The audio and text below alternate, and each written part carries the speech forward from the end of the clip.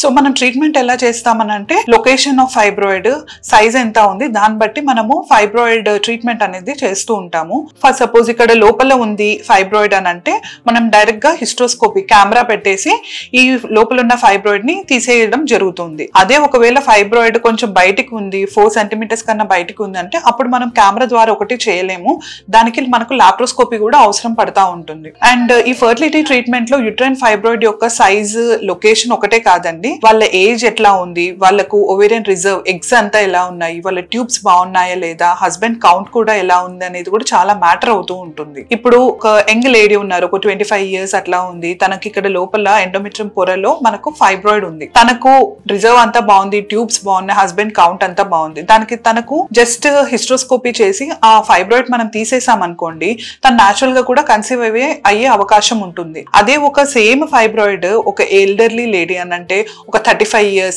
36 years పైన lady ఉన్నారు, వాళ్ళకు రిజర్వ్ బార్డర్ లైన్ లోనే ఉంది, ఎగ్స్ అంతా తక్కువగా ఉన్నాయి, హస్బెండ్ కౌంట్ బార్డర్ లైన్ లో ఉంది, అలాంటి వాళ్ళు న్యాచురల్ గా అయ్యే ఛాన్సెస్ కొద్దిగా తక్కువగా ఉంటాయి when compare to younger lady అనమాట. సో మీకు ఫైబ్రాయిడ్స్ కానీ ఉన్నాయి అని అంటే దానికి మీరు ఫర్టిలిటీ డాక్టర్ దగ్గరికి వెళ్తే మీకు ప్లాన్ ఆఫ్ యాక్షన్ వాళ్ళు ఇస్తారు. Thank you.